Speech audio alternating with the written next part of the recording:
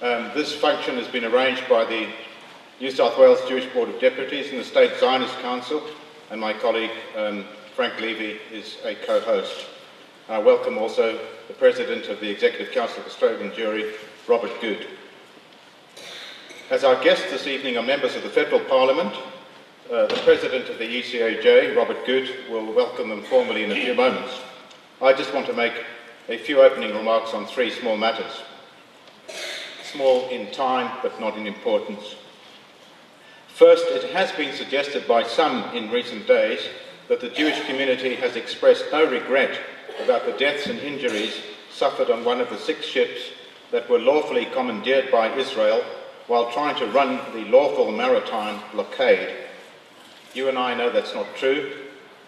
Jews affirm life, and to us, unlike to the death-worshipping elements in Hamas, every person and every life is valuable, and the loss of any life is tragic, and our condolences have been expressed on a number of occasions, including by a joint statement issued by the Zionist Federation of Australia and the Executive Council of Australian Jewry.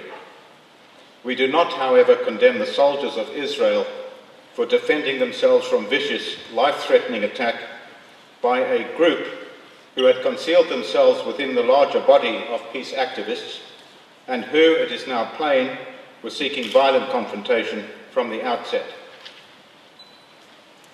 The second thing I wanted to say is we stand with Israel, as we always do. We're waiting for fuller reports to emerge as events continue to unfold. This proceeding will be recorded and broadcast on YouTube so that people can see the position taken by Jews in New South Wales. And thirdly, I just wanted to tell you that communal leaders, state and national, their professional staff and their advisors have set everything else aside since this incident occurred and have been working round the clock to counter the campaign of lies and distortion it has engendered.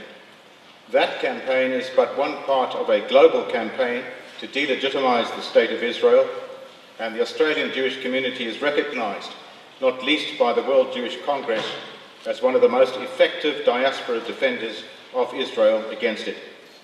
Most of that work, as you will understand, is strategic and happens out of the limelight, but you can rest assured that it is being done and it will continue to be done as long as it takes.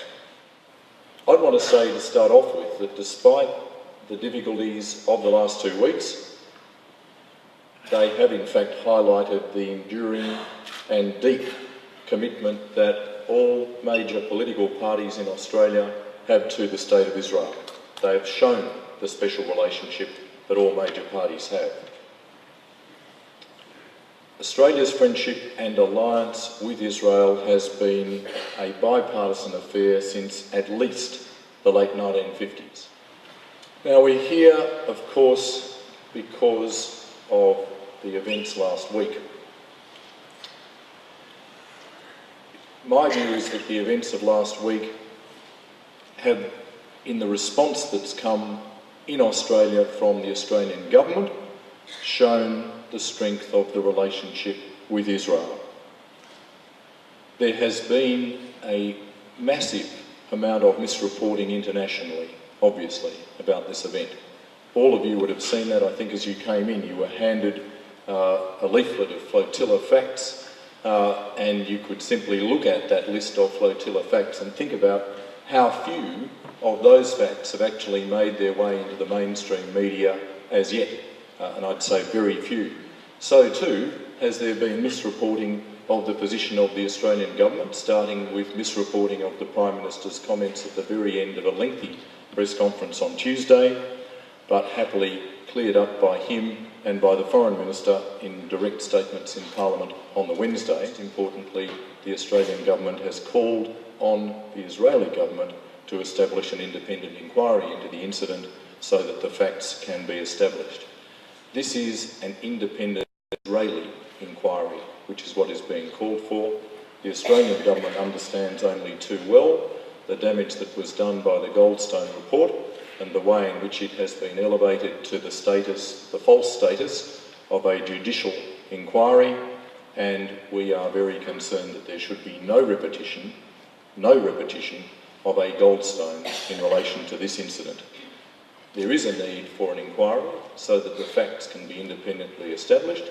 There is a need for an inquiry to be conducted with some kind of scrutiny and transparency, but what's most important is that it be one which is controlled by Israel or directly involving Israeli officials, and not something which is conducted by the United Nations. The Australian government has reiterated our support for Israel, the special relationship with Israel, and recognised the unique security challenges which Israel has faced for many years and is facing right now, not just from Hezbollah in the north, not just from Hamas in Gaza, but from Iran and the terrorist organisations which Iran supports. The government has recognised, and the Prime Minister has spoken of this, of the need for Israel to prevent arms shipments into Gaza. There has been a direct recognition by the government of why there is an Israeli blockade, the need for it, the demonstrated need for it, and we know of the demonstrated need from the interception of a range of attempted arms shipments over recent months. It's significant that we are calling for additional humanitarian aid, because I think everybody here would have observed in the coverage of these events over the last week that disgracefully all of the mainstream media in Australia has allowed the impression to be created that no humanitarian aid is reaching Gaza. Everybody here knows the falsity of that proposition. There are very, very large volumes of aid reaching Gaza, something in the order of 15,000 tonnes per week. And just to put that in context, this entire flotilla of 6 ships had on board a total of about 10,000 tonnes. So less than a week's worth of what is currently entering Gaza with the assistance of Israel. One of the things that needs to be made clear is that Israel has a complete right to protect itself against the importation of arms, and that context is the context that needs to be made clear. Israel has a responsibility to protect its citizens, and Australia recognises that responsibility. Israel is entitled to create a blockade and entitled to maintain a blockade to prevent the flow of weapons. I have no doubt that Israel was legally and morally correct in seeking to prevent the flotilla from reaching Gaza. The challenge is to make sure that that message gets across to the world, and for us here in Australia, gets across to our fellow Australian citizens so that they can begin to understand the context in which that occurred.